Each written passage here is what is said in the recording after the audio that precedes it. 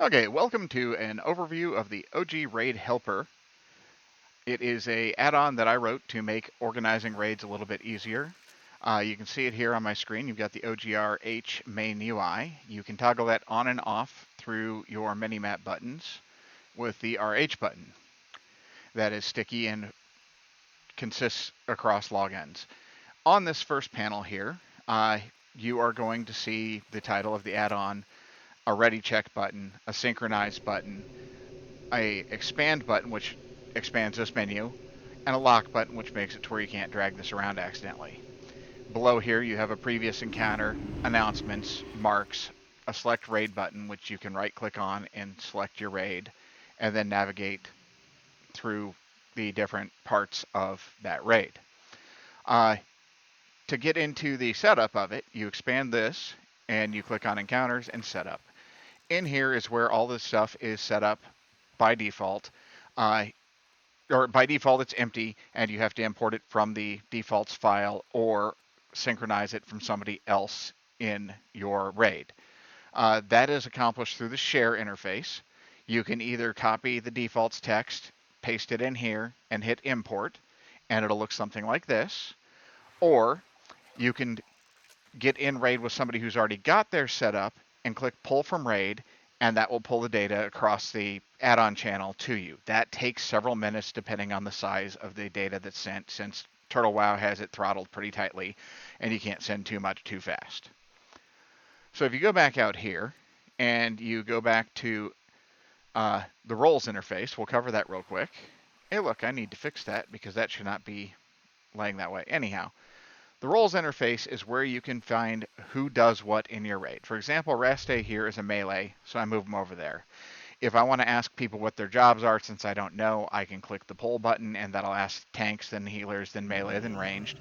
And if they do know, then I can just click on healers and it'll ask just healers, and it'll move people that respond with a plus in raid into the healers column. This is used for populating raid assignments, which we'll cover next. Once all that's done, you can just close that interface and go to your encounters and manage, or you can minimize this and just click on that button to get to the encounters management window. In the encounter management window, you have your raids on the left-hand side. This is pretty self-explanatory. Then you have your encounters down here. And in this right side of each of these, you see the different roles. So for Incendus, for example, we have one main tank and potentially two off tanks. If you right-click on a field, it will clear it. If you want to assign somebody to it, you just drag somebody out. If you want to switch somebody, like you want to make Tank Me Daddy and Droob switch places, you just drag and drop. It's a very intuitive interface, and it takes care of things for the most part automatically. Over here, you've got your list of players. You can search if you're looking for somebody specific, or you can switch it to a specific role, like we're going to list all the tanks. When you're listing a specific role, the in raid is pulled directly from the roles interface that we just did the poll on and moved people around manually. The online, however, is not filtered that way because we don't retain all that data. The online is actually members of your guild who are online, and they are just listed by could a paladin potentially tank? Could a paladin potentially heal? Could a paladin potentially do ranged? You'll notice that they're not there. And then the offline players are there in case you're trying to do your work ahead of time and make sure that your raid's set up to make it smooth and easy later. And this is everybody who's level 60 in your guild who has been online within the last couple of weeks. That way it helps filter out the inactive players, and you don't have a problem with people with the list being too monstrous, especially if your guild's a bigger one or has a bunch of alts in it. Down here at the bottom, you have the auto assign button, which currently isn't doing anything except clearing the encounter. I will get that fixed to where it's actually pulling from the people in raid and assigns people to the best of its ability. That feature isn't super popular, so I don't think we're going to be using it a lot, but I want to make its basic functionality work. The announce button announces what's in the announcement builder. And if you look over here, you'll notice that you've got R1.T, R1.P1. That's going to announce main tank, the title of field R1, and then whatever player is in P1. So if I click announce here, you'll see down in the chat box, it says main tank is devolution. Now I don't have the add tanks set because I'm a slacker, and it just went ahead and said pick up ads, do not DPS ads, because there wasn't a tank assigned. If I go back and I hit announce again, now that I've assigned people, you'll notice that Conry and Moonfire are going to pick up the ads. It gives you some basic instructions that don't change from encounter to encounter, or from raid to raid, and you can add things there if you want. The mark players is for encounters like Cthulhu,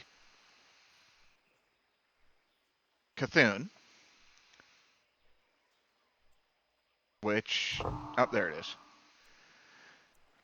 So Cthulhu, you want to mark the players to indicate which zone they're going to be in, and if the marks are here and you hit mark players, it will put that mark on those players. As you can see here, you've got a much more complex setup for Cthulhu than you did for Incendus, because it's a much more complex fight. On the left-hand side, you've got your raid markers. Those are pretty self-explanatory. You left-click to move forward through them. You right-click to move backwards through them. On the right-hand side, you have a general assignment feature. This is what we're using to assign which zone you're going to be in when you're fighting Cthulhu. So the main tank here is going to be in A1, and the off tank is going to be in zone 8. That puts them on opposite sides of Cthulhu, so they can pick up the claw and the eye stalks better. Then you spread the other players around. In this case, the order looks really wonky, but the reason I did that is most visible over here on healers. You've got 1, 4, 8, 5, 2, 6, 7, 3. And what that does is it assigns a healer to every other zone, so you have them spread out fully around the full perimeter of Cthulhu, and then it fills in the gaps in between them if you have enough healers to do that. I did the same thing with the ranged, so it'll spread people out as evenly as it possibly can.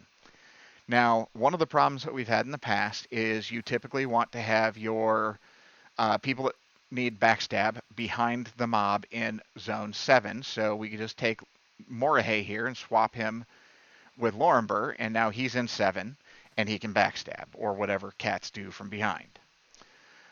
So that gives you the general gist of that. Once you've done all this, you can close this window. If you've got other people in the raid that are running the add-on, as you make those changes, it should synchronize out to them. If they aren't seeing exactly what you want them to, you can click the S button, and that will send it to everyone else. Now, you'll notice that my S button is green right now. That means that if I switch to another character, I can try to synchronize this, but it says over here, ignored encounter sync from Tank Me Daddy, sync is locked. That way you can set, whoever's actually setting up the raid can't have their changes overwritten. If I wanted to take a change from, say, Droob wanted to make a quick change, I can right-click on this S, it turns it back yellow. Droob can then make the change, which will get synchronized to me, and be back on my side in mostly real time. Again, there are limitations to how fast that can transmit back and forth. Right-click on it again, and it locks it back so it doesn't do anything. Now, one thing you'll notice is as I switch through these, if you look at the other account, this one's on Skyrim 2. If we switch this to Bug Trio, oops, it did not update to Bug Trio because I have this locked. So other people can look around the rest of the raid without changing the current encounter. I go back to Trash, and this one's on Trash. So it gives you a pretty good way to synchronize what the people in the raid are doing. Once you've got everything set up, I can actually do the announcement over here as somebody else in the raid, or we can go back to the main raid leader and announce it here.